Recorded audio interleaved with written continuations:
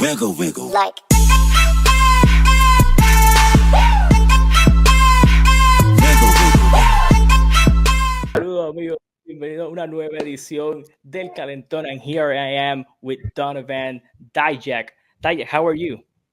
I'm good, man. How are you? I'm fine. Awesome. Man, this interview have been really wait because I announced it on Friday on a live stream that we did, and I speak with the fans, and they were really excited to know your side of your story and more about you. And first of all, what was the moment that you realized that you fell in love with pro wrestling? Ooh, that's a good question. I'd say it came kind of in waves. I definitely, like, as a kid, I loved pro wrestling, especially in 1998 when I saw my brother watching it, and I probably shouldn't have been watching it because I was only 11 years old. But and at that point, it was a very mature program.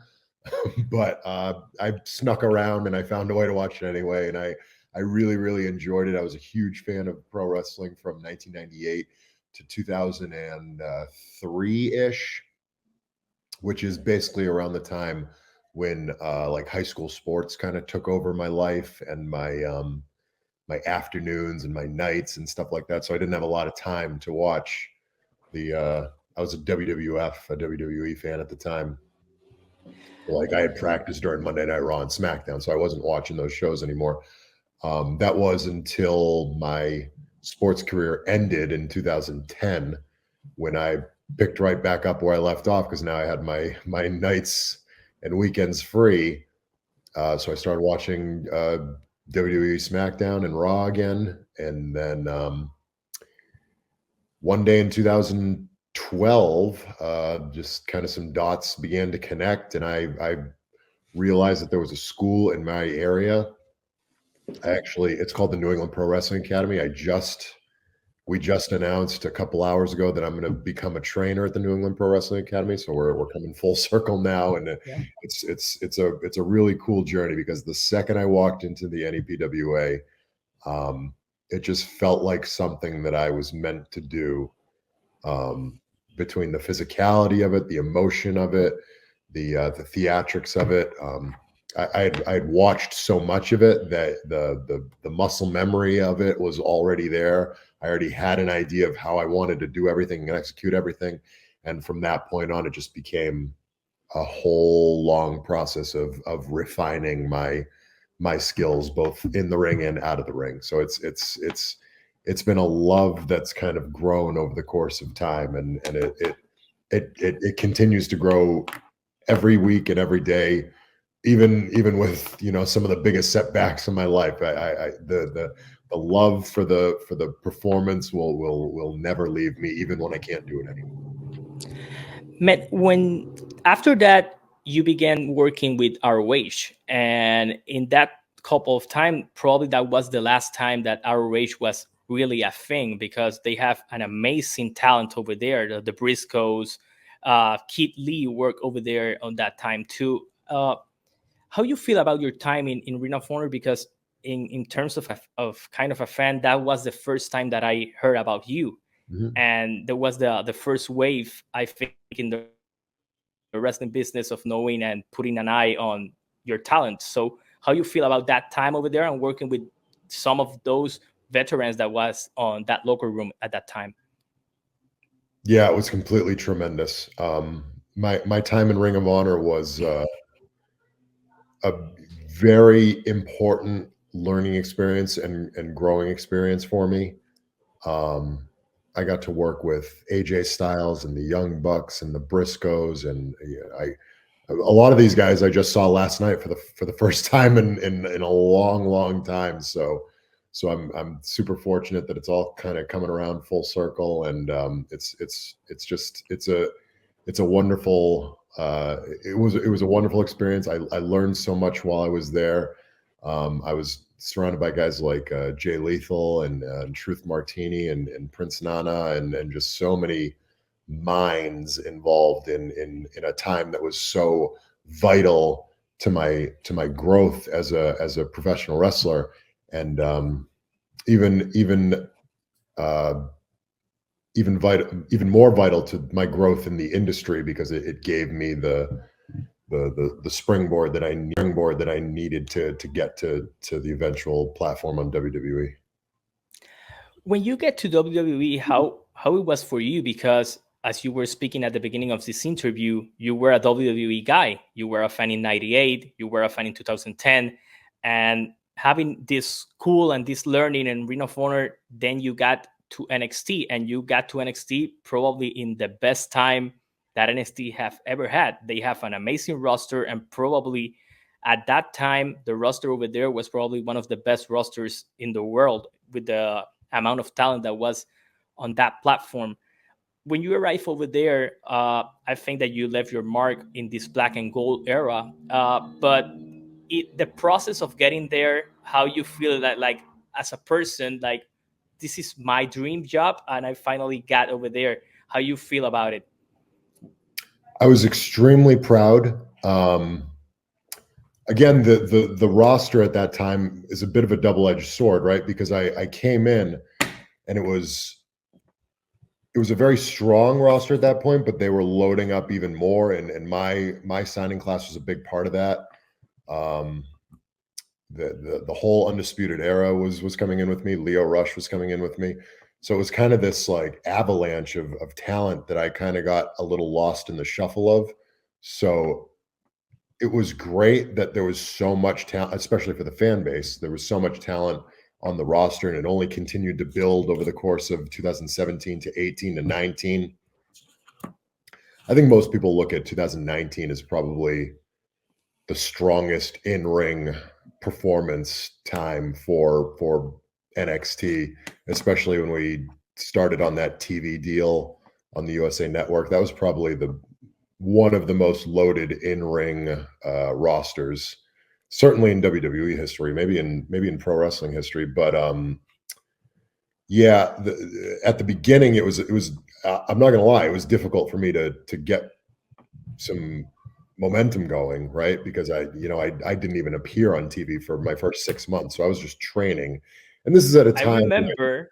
I remember because at that time I used to live on Florida, and I was going in Full Sail. So I went to the tapings, and I saw matches of yourself, but they didn't wasn't presented on the network at that time. They were transmitting off the network, and some of those matches got lost in the shuffle. And every single time you went to the tapings, there was more talent and more talent coming up. I remember when EC3 made their debut. I saw your debut over there too, and every single time there was like more talent from other places. And I understand what you said. It was difficult, like, to say, okay, they have these 4 guys on the top card, but the other 11 guys, they should be top guys too.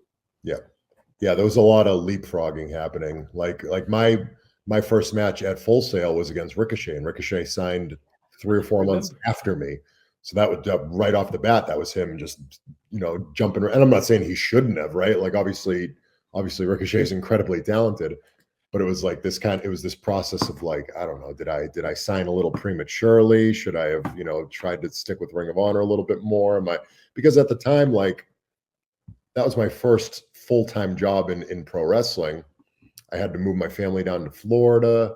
And at the end of the day, I spent 6 months to a year basically just training at a point in my career where training never, if you're a professional wrestler and you say, I don't need to train anymore, you better be working constantly every week, right? If you're wrestling 3 or 4 matches a week on the road or whatever, or even just once or twice on TV every week, that's fine. Then yeah, you probably don't need to train because you're getting in. But if you're just not wrestling, you always need training, right? So I'm not saying I didn't need training, but I will say that in 2017, I was still one of the best wrestlers in the world, right? I had just wrestled on PWG. I just had one of the best matches in PWG BOLA history, which is an extremely prestigious tournament. So it's not like I needed to learn how to lock up or grab a headlock, right? I needed, the training was fine and it was good and it was helpful. And I loved being in class with Robbie Brookside And Scotty Too Hottie, who I saw for the first time in years last night. I saw so many of these guys for the first time last night. Norman Smile, trained with all these guys, Terry Taylor. And it was invaluable experience.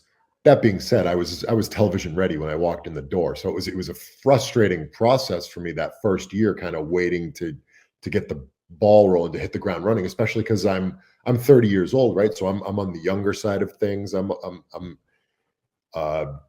It's basically everything that they're looking for right now in NXT. I was that at that point. So it's kind of frustrating to, they were giving guys older than me chances and opportunities. I'm like, all right, I'll keep grinding and keep waiting. And eventually the opportunity did come, and the Dominic Dijakovic repackage occurred, and it started to trend in a pretty good direction. Speaking about that direction, you worked really great matches with Keith Lee. And I think that the people that were fan of yours knew that you have worked with him in the past. But I think that the matches of you two were like the starting point of seeing big mans with athleticism like no other having this kind of matches, because now that have become like a more regular thing. But in that moment, I think that you opened the door for myself in WWE of these two huge mans doing stuff that maybe cruiserweights and other people are doing. How you feel about that matches and having the opportunity to work with Kid in that platform, and people began like noticing yourself and others in the WWE platform after a year of training, frustration, and trying to get your name to begin to develop over there. How you feel about that matches specifically? I mean, honestly, it was, so if you're familiar with the history of me and Keith, which a lot of people might not be, the first time that he and I wrestled was in 2015 or maybe early 2016 for Beyond Wrestling, which is my basically my home promotion right down the road, and they've treated me very well. At that point, I was the top guy at Beyond Wrestling. I was the local guy that the promoter can trust and kind of push, and I was having really good matches sequentially. And Keith was just trying to basically break out of Texas. He was trying to because he knew how talented he was, so he was trying to get his name on a national level at that point, which he'd done a little bit with Ring of Honor, but it was in a tag team with the Pretty Boy Killers with Shane Taylor, and it was going okay, but it wasn't featuring Keith specifically as the product that he knew he could be. So he wanted to do that on his own. So he took a gamble on himself, and he came up to New England for Beyond. And the booker, Drew Cordero, who's a friend of mine that I've been in contact with recently now, of course, because I'm available for a lot more shows. So yeah, he messaged me originally. I was doing a tour in England at the time, and he messaged me and he said, "Hey, I'm thinking about doing you and Keith Lee at this show. I think it was called Gigantic or something." And I messaged him back, and I was like, "Oh, I saw that that Big Damo is on that card as well, and he and I just had a match in England that was very good." I'm like, "Can we switch it to me and Big Damo?" Because I wasn't terribly familiar with Keith. He was like, "Yeah, sure, that's fine." And then I started thinking about it, and I was like, and by the way, Damo's one of my best friends. He's in my he's in my group chat. I talk to him every single day. So he knows the story and he won't be offended by it. But I started thinking about it. I'm like, man, that's kind of that old wrestler thing where you just kind of stick with what's comfortable. Like I knew I liked Damo. I knew that we had a good match. I knew that it was fun. And I was just trying to take the safe route and do the same thing back in Massachusetts. I'm like, maybe Drew was right. Maybe I'll take a risk and not that it was a risk, but like, I'll try something new. I'm like, me and Keith have never wrestled. Let's try this and see how that matchup works out. So I messaged Drew back, and I was like, yeah, switch it back to me and Keith. I think I want to try that one and see how that goes. So me and Keith wrestled, and as I was calling the match with him for the first time, he was telling me the things that he planned on doing. And I almost thought that he was like, what would be the right word? I almost thought that he was, I don't know, delusional maybe, or like lying to me, or so, because he was telling me, he's like, yeah, and then I'll do this, and I'll pick you with one hand, and I'll do that, and then I'll do a standing moonsault on you, and I'm like, what are you talking about? Like, and I had to like like I'm going to be laying flat on the ground, and you're going, because this is a 6'4", 350-pound man.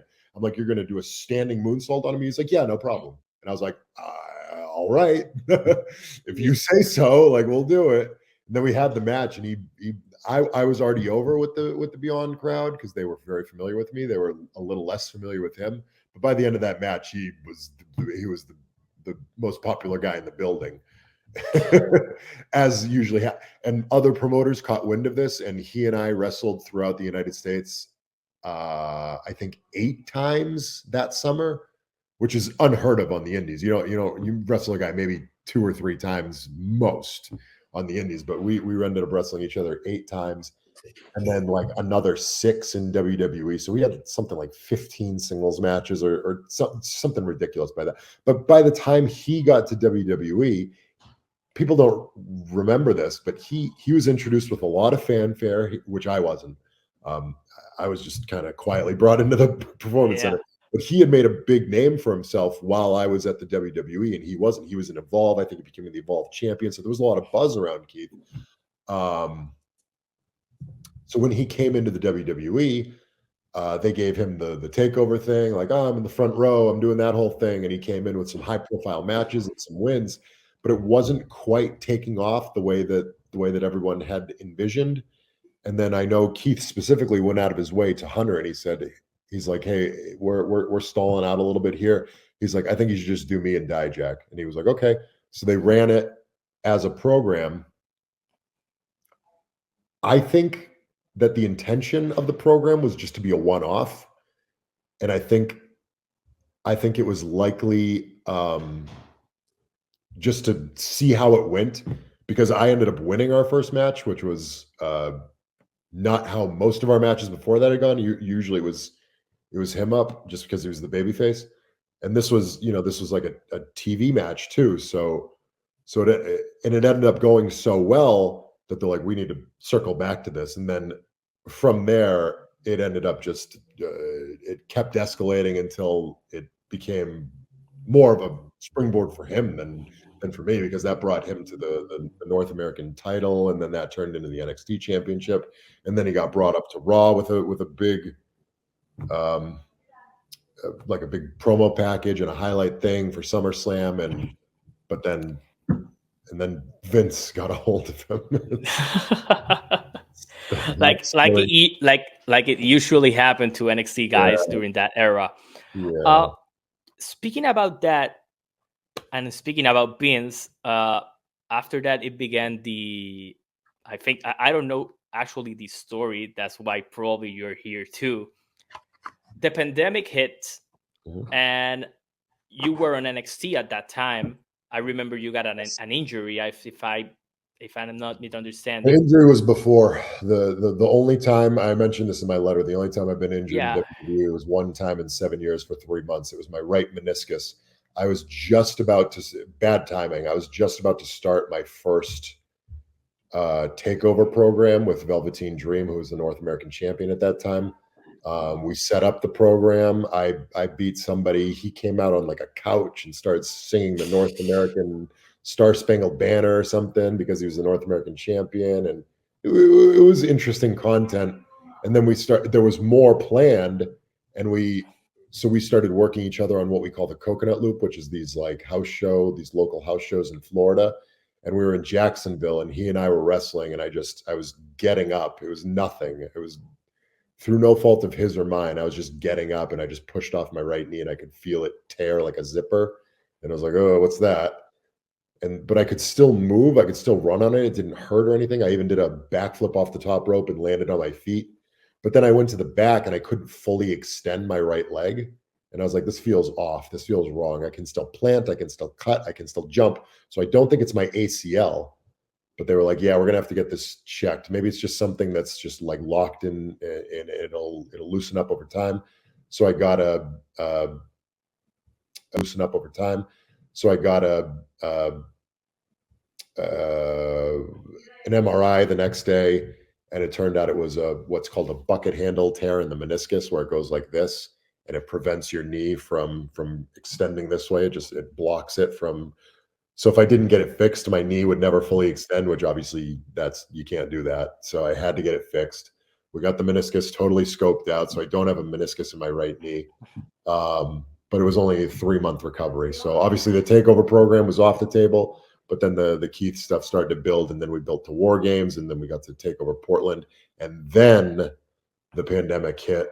And the pandemic hit the day after the first time we ever did NXT TV in the Performance Center, the modern day NXT arena. That was the first time we ever did it. It was like, oh, it's this special live event. And I remember we were sitting there, and there was all this concern about COVID and all this other stuff. And then it was like snap of the fingers. And that was the last time we saw fans for like a year and a half. Yeah, it happened like really quick, because I remember I'm a fan and I do content about it. And I remember that somebody on my group chat said like COVID is out of control and probably they're going to lock up everything. So yep. I remember seeing Raw. I remember seeing NXT. And like on Twitter, I saw like the announce that they're going to do this. And that was on the road to WrestleMania, I remember. And that changed everything. I remember the NBA was the first one. I remember I was watching a Dallas Mavericks game, and it was, I think Mark Cuban was on the floor, and he was just talking to the officials, and the announcers were just like very almost casually, they were like, well, that's the end of the NBA season. We're not going to have an NBA season anymore. And we're like, what? Yeah, it was like kind of weird, because I remember like 1 week before, like Rudy Gobert did the stuff with the microphone and all that, and that began like, oh, Rudy started, and that was like, yeah, I remember that. So at that time, with the pandemic hits, they like at that moment they started pitching the idea of Retribution, that happened like many months later. It's down the line.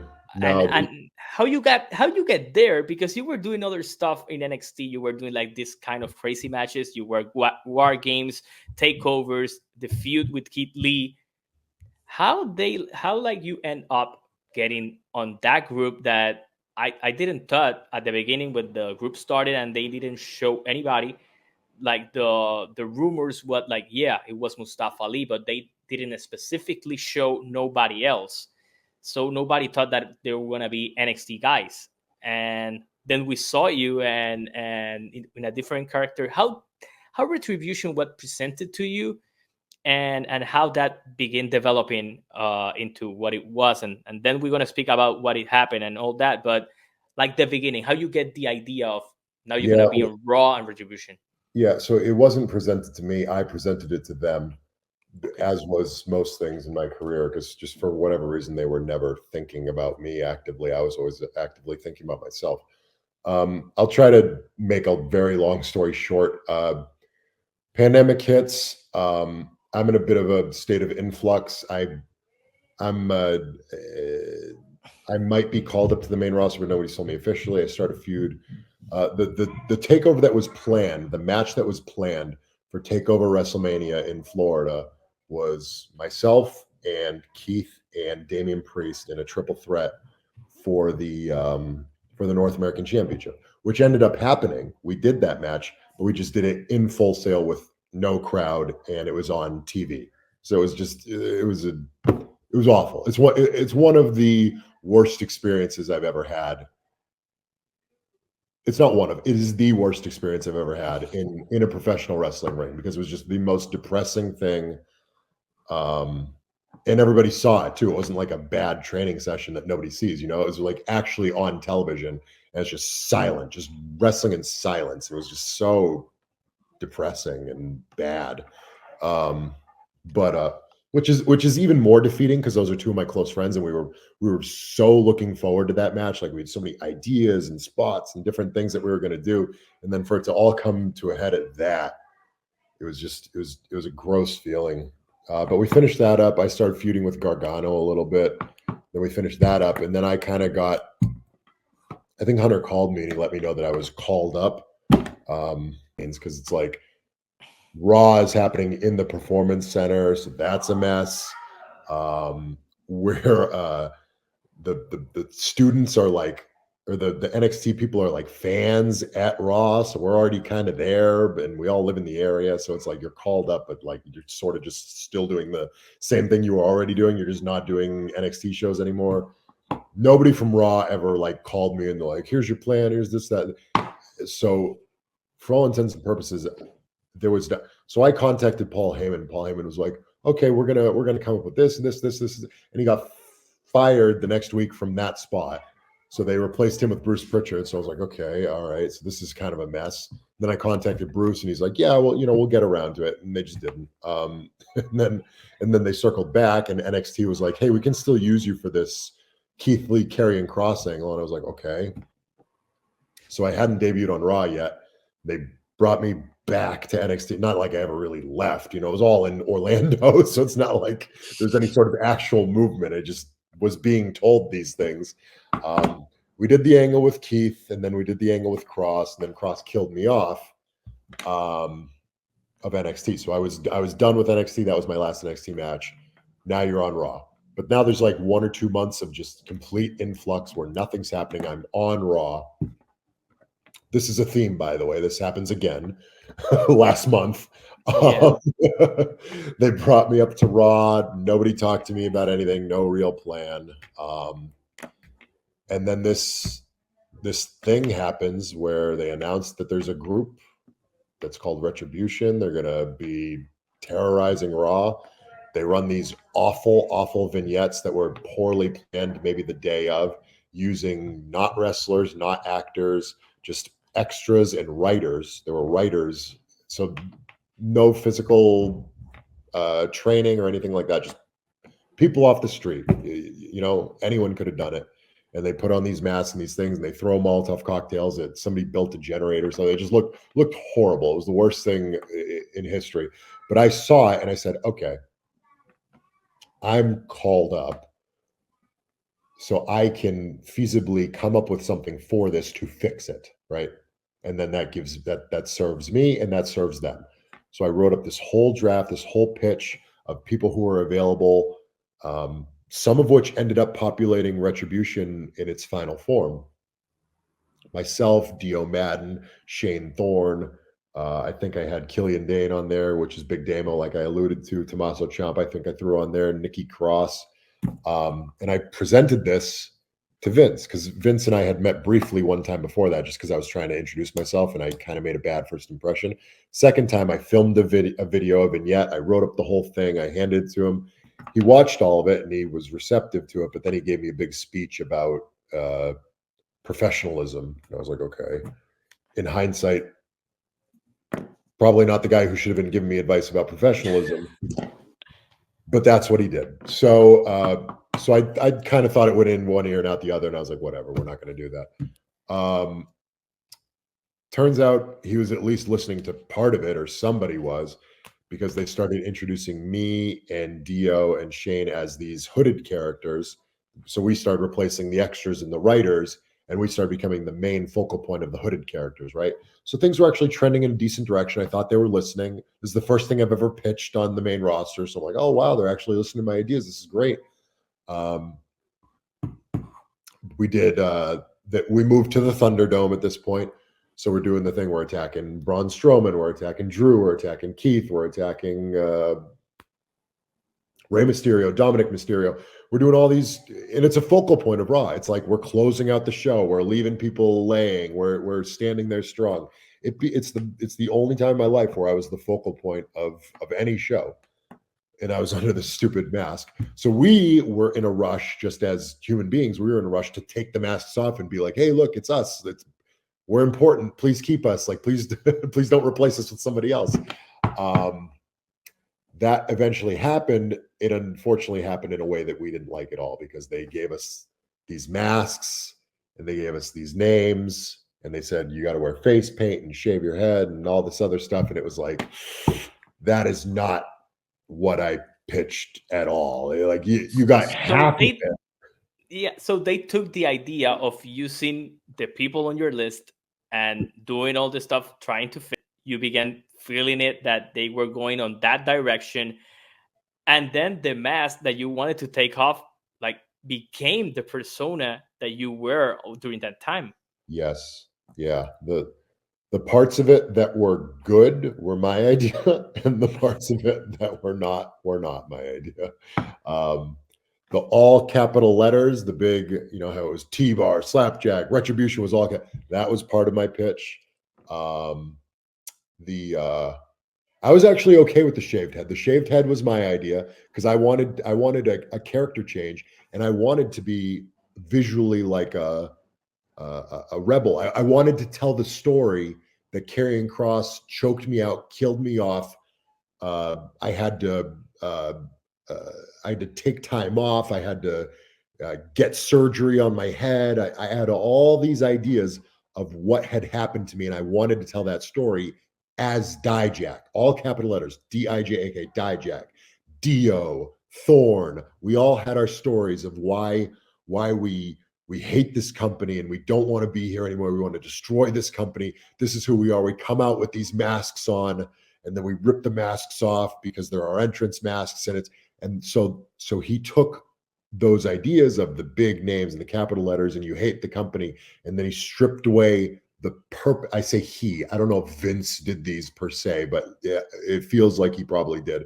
Stripped away the why, and when you take away the why, you ruin the story, right? Then it just Yeah, there's nothing else. then it just becomes stuff. So that's what it became. It became stuff.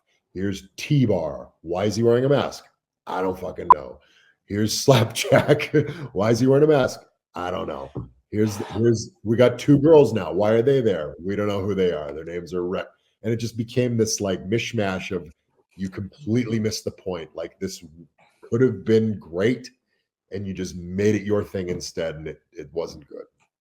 The names Slapjack, T-Bar, all that wasn't on your pitch. No, God, no. No, it was the actual names, the Dijak that you actually Yeah. used in your last run on WWE. It took the concepts and stripped away the why. They, whether that was because they didn't like me or my ideas and they wanted to be their own ideas, or whatever the thought process was, the concept was one name, all caps, powerful, powerful, powerful, statement, statement, statement, entrance masks. My entrance mask that I had kind of looked like the T-bar mask. So they took that and they said, here it is, but it's not just an entrance mask. It's a full mask that goes over your whole head and you wear it while you're wrestling. That's the opposite of what I wanted. I wanted something intimidating that you rip off and you show who you really are. And here's my story, and here's why I'm doing this. And they said, nope, you're T-bar. You're wearing this mask. Why? I don't know. Because you're angry. Why are we angry? I don't know. Okay, good. Well, when you take away the why, then it becomes a non-story, and then it just becomes stupid. So when like Mustafa Ali began to involve in this angle, because as you were telling, you have that list, the three of you were doing the chaos on Raw and SmackDown. You were the focal point during the first months of that Thunderdome era, and then like we saw that you were actually 5, if if I'm not mistaken, and then Mustafa Ali shows up as the leader. How that evolved to be that, and after that, in my opinion, like as you said, when they take away the why, it doesn't make any sense. So like the big reveal, it was like the beginning of the end. Pretty much. Certainly in terms of storyline. Yeah. Do I think it could have been fixed? Yes, I do think it could have been fixed. Because we did the reveal, it got horrible reviews, nobody liked it. But at the end of the day, we still looked unique, and we still were being booked strong, right? Because we took off the mask and it was all dumb nonsense. But at the end of the day, we double choke slammed Bobby Lashley. We beat the hell out of the Hurt Business. We stood strong. We looked strong. Ali had his segment where he turned on them. That was a powerful segment that did really good numbers. We went in the ring. We beat the hell out of the Hurt Business again. It was all trending in a good direction where it's like, okay, this is stupid. Their names are stupid. They look dumb. But hey, at the end of the day, they're big monsters and they're killing everyone. People can start to get behind that, right? Even though we all know it's Dijak, even though we all know it's Shane Thorne, even though it's a bad repackage that's not done well, if you did it long enough and it was booked well enough, you could make T-Bar in a mask who's big and killing everyone. You could absolutely make that work. It would just take time and effort, and the time and effort ended quickly because we tapped out the next week and then we jobbed out every week and got killed. And at that point, it just doubles down on how stupid it is. And that's kind of like, I don't find the words to explain it, because you have all the time in the world. The world is like on chaos at this moment. You have all this time now to work on ideas and begin working with what you have and what you have present. And they quit with the concept really quickly. Yeah. Before like months of build up for what it was. Like it was like, show it up, they kill it. Yeah. What ended up happening, and I've heard a lot, some of it I experienced and some of it was through the grapevine. So one day they just snapped their fingers and our TR apps changed where they notify us of appearances, and just SmackDown was just gone. Because for every show we were on Raw, SmackDown, Raw, SmackDown, Raw, SmackDown. So it was like, hey, we're the pretty girl in high school, you know. It was we were, you know, the most popular people. And then it just ended one day, and they're like, you guys are going to be exclusive to Raw. And we were like, uh-oh, that's bad, because A, it's less TV time. B, we're a bunch of rogue terrorists. Why would we pick one show? Like, we want to destroy WWE, but only Raw. And so then we got caught wind that Fox didn't like Retribution. They thought it was, they didn't like the visual. They thought it looked like terrorists. They said, we don't want this on our television program. Give that to USA. And that was the beginning of the end. Because once you did that, now Vince becomes disinterested. Then there became issues with contracts and all sorts of stuff. And I think they wiped their hands clean and said, just kill them off and just feed them to the Hurt Business, and we'll build the Hurt Business from there. And that's pretty much what happened. After that, I think that everybody thought that when Retribution ends, you were actually coming back as your original characters, and for a while you was T-Bar for a while. How was like, there was any pitch of yourself, as you said that you have pitch ideas for them because sometimes you feel that they wasn't like looking at you?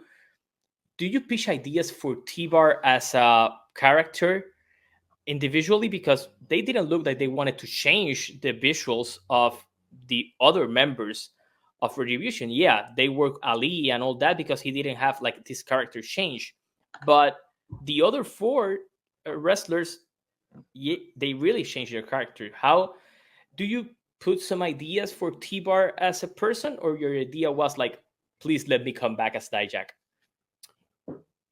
Both.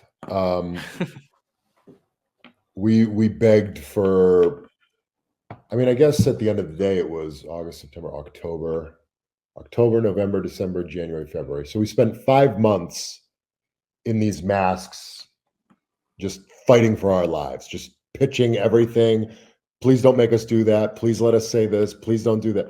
And it was just the most uphill battle of our lives. We were asking to take the masks off constantly. Finally, they let us take our masks off. The second we took our masks off, I'm like, please, I've been on USA Network for 2 years. Please just let me be myself. The answer was no. The answer was, you're still T-Bar. We're going to team you with Mace. So you're going to be T-Bar and Mace, even though everyone can see your face. Everyone knows you're Dijak or Dijakovic at this point. Everyone, he had been an announcer on that show. Dio Madden was a color commentary announcer on Raw, and we were just pretending that didn't happen. And it all became an uphill battle. But at the end of the day, we were like, okay, we can make this work if they just invest, right?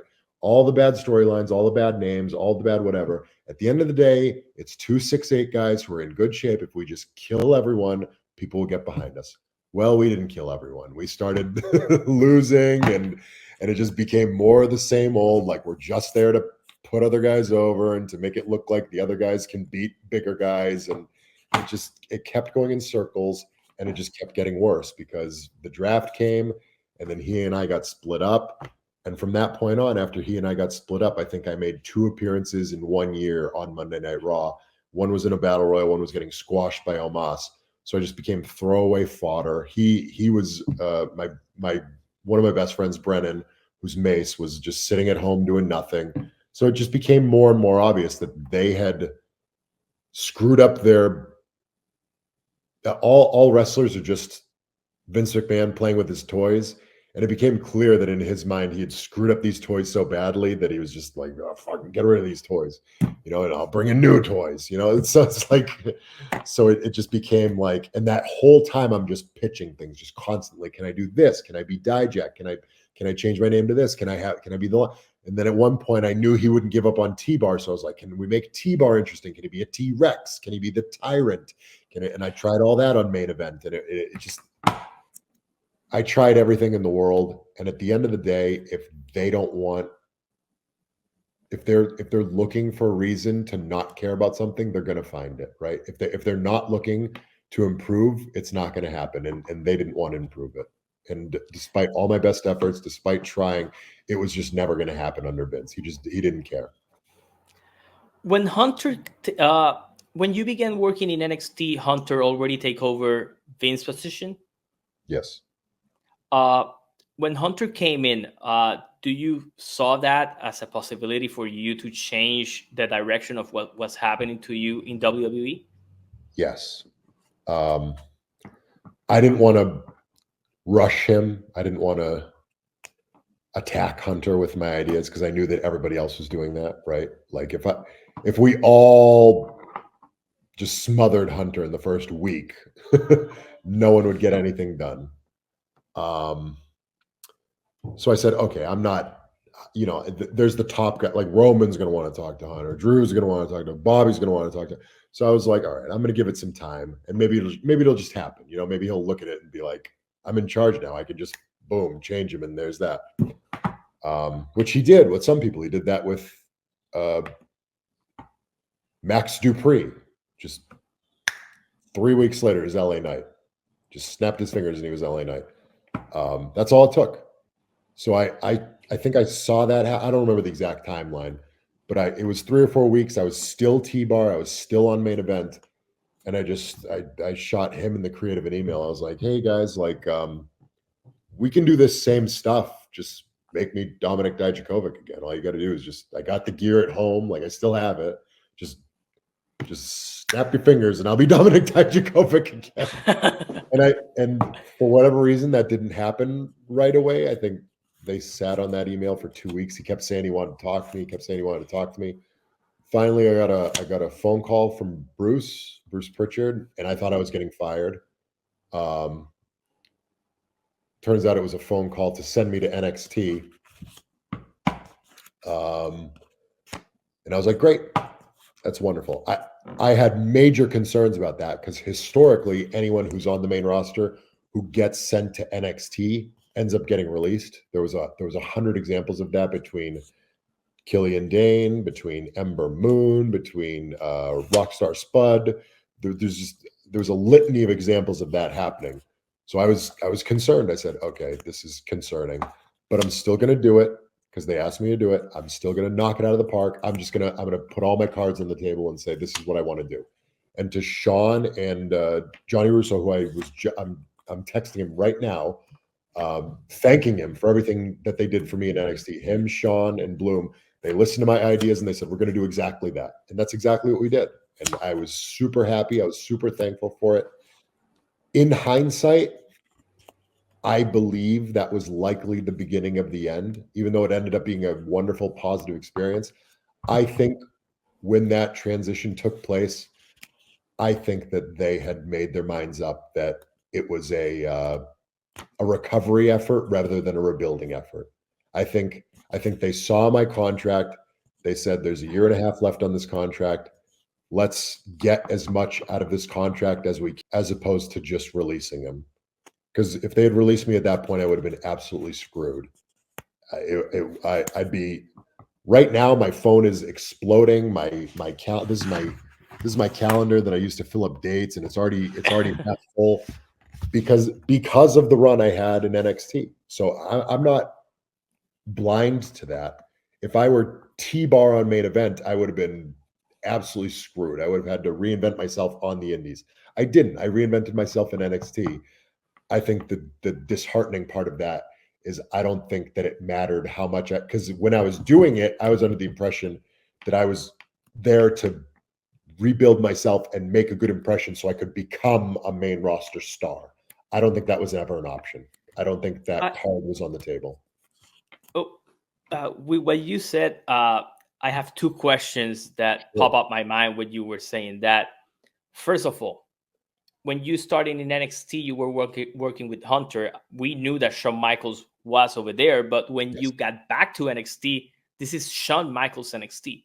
Yes. How was your experience like having Shawn Michaels as the guidance guy and how he saw you? Because we have saw how Shawn Michaels have took many talents that probably wasn't interesting or they were given anything to work with, and he have like put his footprint on them and they have looked in another way. An example of that for me is Braun Breaker. He was just a top guy, but he wasn't like showing anything else. Shawn turning him heel, and we knew what is happening to him now. And he do that with Baron Corbin, and you were the other guy that was coming up from the main roster back to NXT, and we saw like this Terminator look guy. He was very receptive with you. And how was your experience working with Shawn as your boss, probably in a way? Excellent. Shawn was tremendously receptive. He listened to me. He told me endlessly how valuable I was as a worker to him, how thankful he was for me to be there. That being said, I'm not going to pretend that I wasn't there for a reason. I was there for a reason. And in hindsight, looking back, the reason I was there was to elevate the rest of the roster. It was not to elevate me. It was to elevate the rest of the roster. I ended up elevating myself because of the time I was given. So I'm thankful for that. The platform that I was given. So I'm thankful for that. That being said, my time in NXT, the focal point and the purpose of it was the guys I was working with for the most part, with a handful of exceptions, smaller sort of TV. But ultimately, every feud I was in. D'Angelo was for him. Wesley was for him. Ilya was for him. Eddie Thorpe was for him. And I know these were for him because we had blow-offs for all these matches and I lost every single one of them clean. Which is fine. I'm not complaining about that. I'm lucky to have had that spot. I'm just telling you the reality of the situation was I was there to elevate other guys. In doing so, I'm so confident in myself and I'm so confident in my in-ring work that I know I'm going to elevate myself while I'm doing that. So it's not lost on me. That's a very important piece of it. And just being on television, I was extremely thankful for that. That being said, that was my purpose in NXT. I thought I could translate that into he's done it. He did everything we asked. He did a fantastic job. He knocked everything out of the park. Here's the reward. The reward never really came. I thought maybe it would be the NXT championship at some point. Maybe it would be the North American championship at some point. Again, the Gacy feud was for sure for me. It was to build me up, more than likely for the North American championship match at TakeOver, which was to put over Obafemi because he's the North American champion, to make him look good. So at the end of the day, I had 6 or 7 feuds. almost all of them were for the other guy, but it was a dual threat in that just giving me TV time is going to get me over because that's what I do. Then once I got called in, or I heard I was getting called up and drafted to Raw, I said, okay, finally, now we're gonna pay it off. Here's the payoff. They've seen my hard work. They've seen my dedication. That was not the case. Yeah, so you thought that the reward for that year of an amazing run, when you have like the matches with Ilya were crazy. So you thought they didn't give me the North American champion, they didn't give me the NXT champion. So the reward is that I'm going to come back to the main roster with this character that you elevated while elevating others. That was the case because you were getting over yourself. And I say reward, which is like I don't think I deserved a reward. I think I deserved an opportunity. I think I deserved an opportunity, right? I didn't want to be crowned the king of the world because I had a bunch of good matches. That wasn't my thought process. I thought, okay, everyone and their mother knows that I can now cut a promo. Everyone and their mother knows that I can do a cool vignette that is interesting and draws eyes. And everyone with a pulse knows that I can have an outstanding match. Okay, that's value. Whether it's extreme value, whether you see that me as a world champion or whatever, I don't care. But it at least deserves a spot on the roster. I thought my body of work at very minimum deserved a spot on the roster for me to go out and continue to do what I'd been doing, which is prove myself, outperform expectations, etc. And they felt differently. When you got called up to Raw, I remember doing a show. We do like a pause show of the rest of the result of the draft. I would hope you remembered. It's only a month ago. Yeah, man. I tried to, but I remember specifically telling that they were bringing like Ilya, Dijak, and all these guys to Monday Night Raw because they wanted to bring like a good mid-carder, up-carder roster, because they were going to Netflix, and Netflix probably gonna expect that they have more wrestling and more like action-packed wrestling. And the guys that were called up, including yourself, I thought, okay, Dijak is going to be a really huge part on Raw because they have other opponents that they can have like amazing matches together.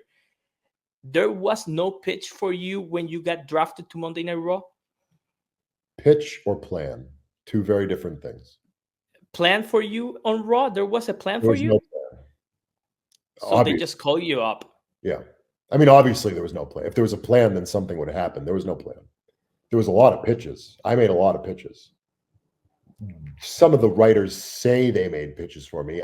I tend to not believe them, but that's what they say. So I feel maybe they did, maybe they didn't. I don't know. I know none of them happened. Why did they call me up? Is that what you're going to ask? Why did they call me up without a plan? I think, gun to my head, I would say because they knew my contract was coming up, and they didn't want to leave me on NXT inexplicably because I was doing so well on NXT that the only option at that point, which had been expressed to me, was to put me in a feud with Trick Williams for the NXT championship, right? And that would have culminated at, what was the last pay-per-view? It was Battleground. I would have culminated at Battleground between me and Trick for the NXT championship, and it would have been an incredible match. It would have been the best match of Trick's career.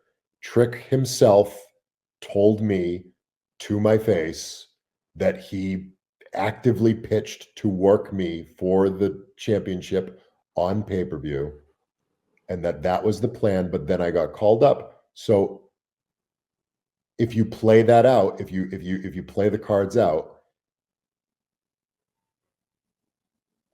honestly, this is kind of the first time I've processed it fully.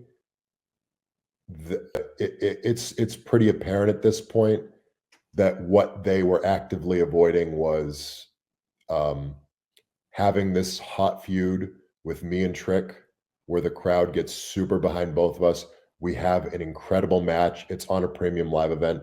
And then they don't renew my contract a week later, because they would have looked absolutely horrible if they did that. They already look bad, right? The unanimous look of WWE was, this isn't a good look. You guys fumbled Dijak. It would have been 10 times worse if I had literally the week before had an incredible NXT main event championship match with Trick Williams, and then they let my contract expire. This is what leads me to believe that they made up their mind a year ago, because no matter what I did, they were going to come to this conclusion, and they needed to save their own face from looking absolutely silly. That's my guess. Yeah, because if you analyze it, if they call you up to Raw and they don't have plans for you, that's like a kind of excuse to don't renew the contract. But if they leave you on NXT and you have a hot feud, the best match of Trick Williams' career, they need to renew your contract, because people are going to tell that they are going to think. I said the best match of Trick Williams' career. That would have been my goal. That it feels like I'm throwing shade at Ilya, which I'm not. Ilya and Trick had one of the best matches I've ever seen. My goal would have been to outshine that. But I'm not saying that absolutely would have happened. I completely forgot about that match. That match was completely tremendous. Both of their matches were outstanding. So I don't want this to sound like I would have laughed. That would have been my goal. My goal is always to have someone's best match or whatever. But Trick has had very good matches before. I'm just going to put I understand. Yeah. Well, now you're out of WWE. We have seen you on independent shows. You have a match that was announced, I think, that earlier today, that you will face Michael Oku on Rev Pro, on over there. And man, how you feel now that you have like all this calendar, like you show me, fill up with dates, having the opportunity to do your pitches, to show who you are, to put over the character more than it was, that people can feast their eyes with your talent. How you feel now you have that chance, but now you have also the way to show it the way you want it to do? It's exciting.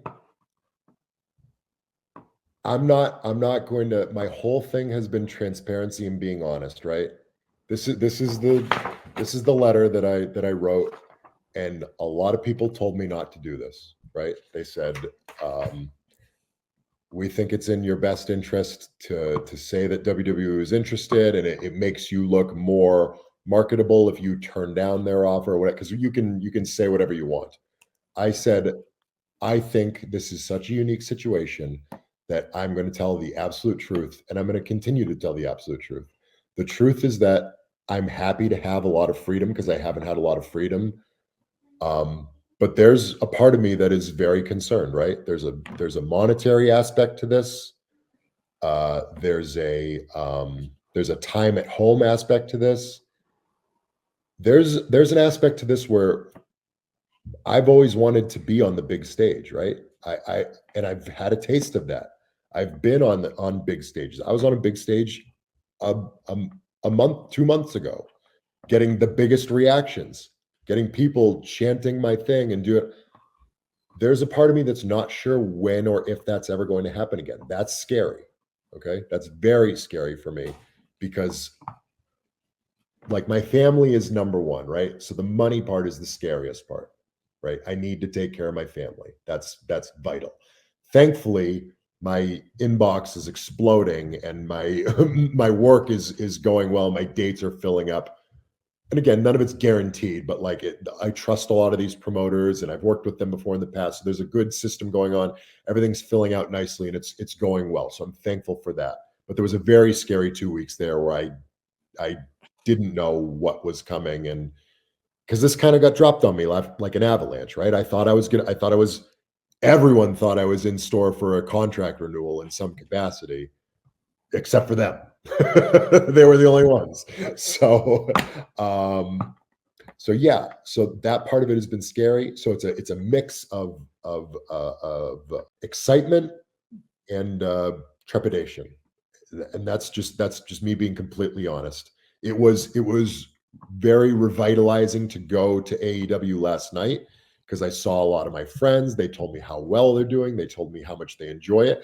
Nowhere is a perfect place. Every place has its own concerns, but there's a lot of room for upward mobility in AEW, more so than there was in WWE, depending on where you start and where you want to finish and things like that. It's an exciting, I'm in an exciting position. But I'm not going to pretend that I'm, that like it's all sunshine and rainbows, because it's not. There's a lot No. Yeah, but it's a good part that you have the chance to go to AEW, see where it goes over there, and Yeah. have and seeing options for yourself. Yes. Because that's the important part. Last question, because I know that time is cutting up. There was somebody that you wanted to work with in WWE that didn't happen? 100 guys. Top of the list would be like Randy Orton. I don't even know if Brock's in the WWE anymore, but I wanted to wrestle Brock Lesnar badly. The Undertaker was active while I was there, but then he retired, and then he kind of came back and they retired. I'd love to wrestle him. I was fortunate enough to work with John Cena, so that was incredible. I always wanted a rematch with AJ Styles. I always wanted a full singles match with Drew McIntyre. Sheamus, I never got to have a full singles match with. There was a lot of guys that I had a little bit of interaction with. Seth, Sammy, there's so many. Most of the top guys, right? Because I was this middling, meandering mid-card guy the whole time I was on Raw. And it's like I never quite got to work with the top guy. I got to work with the top guys in NXT all the time. But on the main roster, I got to wrestle like Finn, which was awesome, Jeff Hardy, which was awesome. So guys who had been at the top and who, make their way up and down, and Priest, who's at the top right now. But and I got to work with Bobby Lashley, which was awesome. But a lot of those there was a lot of big prestigious names that I always wanted to wrestle. And now there's part of me that's like, man, I don't know if it's ever going to happen again. Maybe it will, but maybe it won't.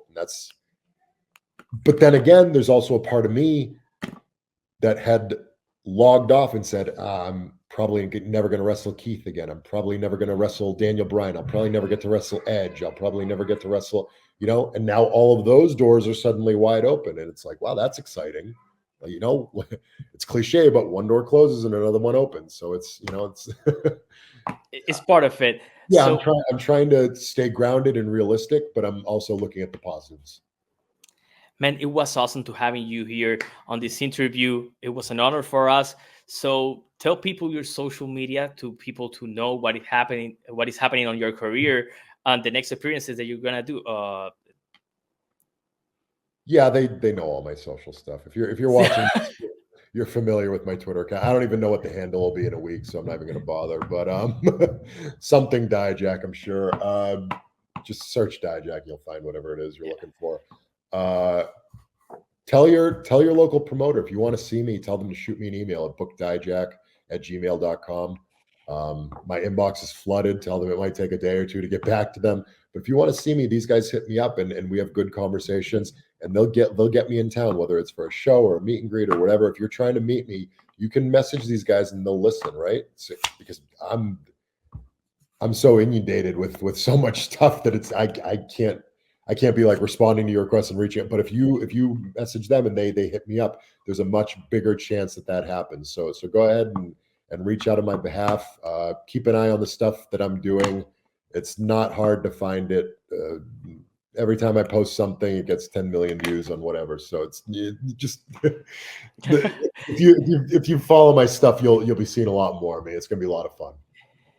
Just follow Dijak. Dijak, thank you for being here. Thank you for being here. Leave your like, subscribe to the channel. See you next time.